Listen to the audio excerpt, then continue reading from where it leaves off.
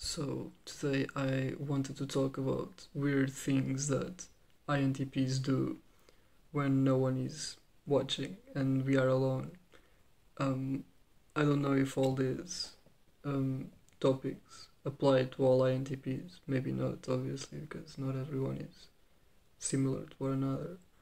Um, they do apply to me, so and I am an INTP to the best of my knowledge. So um, walk around the house, just either listening to music or just on your own when you're thinking about an hypothesis or a theory or something that you like that you think that is important, or just reviewing past arguments or making new arguments in your mind for if the time comes in an argument to destroy the opponent with logic and facts and everything, kind of making a resume in your mind of how the conversation would go, how to attack and how to defend.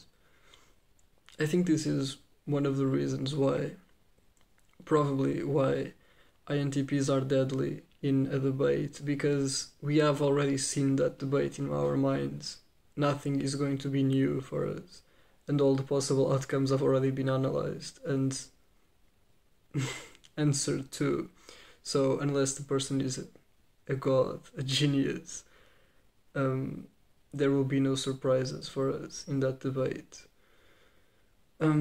So walking around the house while thinking or listening to music, just walking. Um, Now, walking and making weird gestures while thinking again, with my hands, for example, it's weird. Just it's like I can see the things that I'm thinking about and I can rearrange them if I make the gestures, like changing something in place, like if you're touching a touch screen. It's kind of actually weird and it's interesting. It's like you can rearrange the content of your brain if you make these hand gestures and rearrange the information you have in your mind. At least it works for me and I do it a lot. um, Talk to ourselves while we are, again, walking or thinking about something. I do that a lot, and sometimes I get weird looks because I do that in public places. Because if you are waiting for something and you are bored, what are you going to do if not to think about something interesting? And you just like start talking to yourself like really softly, and then people start looking. It has happened to me a few times. It's really embarrassing and weird. Um, make weird facial expressions because, again, when I'm thinking about something, the real world disappears for me, and I'm just concentrated on what I'm going to, what I'm thinking about. So the real world kind of disappears, and all I see is what I'm thinking about. I think this is probably have to do with our um, ability to imaginate stuff that isn't there, our creativity, I guess you can say it, or the power of our imagination. Um, but yeah, the real world disappears sometimes when I'm thinking, and then some weird um, stimuli in the outside world kind of brings me back, and if need be, I've lost half of the class just thinking about something probably meaningless and with no real value, but it happens a lot.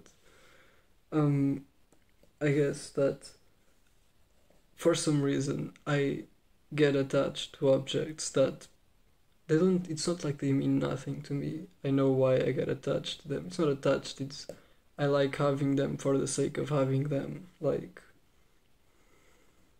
a brain or a mini statue of Shiva. I have no idea why I have this. I just like having it for some reason. The brain too. Um, like weird, complex stuff that we do for absolutely no reason. Like a weird example. of why INTPs are probably weirder than you think.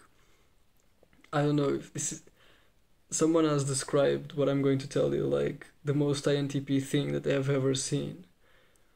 Like 2 months ago, in this house that I am now in university, rain, or at least drops of water, fell from the roof every time that it rains. And obviously the solution was putting something to, like a bucket, to catch the water, because otherwise obviously the room would get full of water and I can't have that. Weird stuff that after a while, obviously, because the bucket was always wet, like bacteria or whatever started forming, and the problem was fixed. There was no water coming from the roof anymore. And instead of me just putting the water away and cleaning the bucket and all that, I left the bucket develop the bacteria to see where where that would lead, like the evolution of bacteria. And I just stand there for like 3 weeks watching the evolution of bacteria, like coming home from university and seeing what stage it was on. Like, had it grown? Had it like gone back? Was it dying? Was it surviving?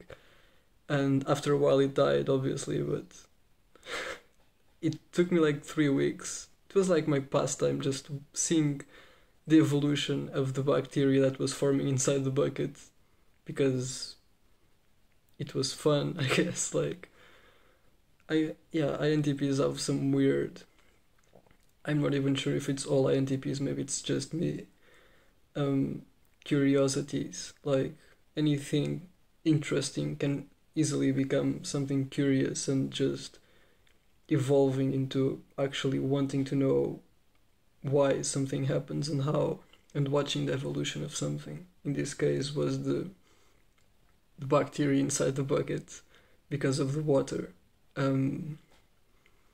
More I guess that's it. Walking around the house, talking and making weird gestures and rearranging the information while making hand gestures, which is weird. Weird facial expressions, because again, the real world disappears and all I can see is my thoughts. So it's, I really don't care about the facial expressions or the hand gestures I make in public. I'm not apologizing for that.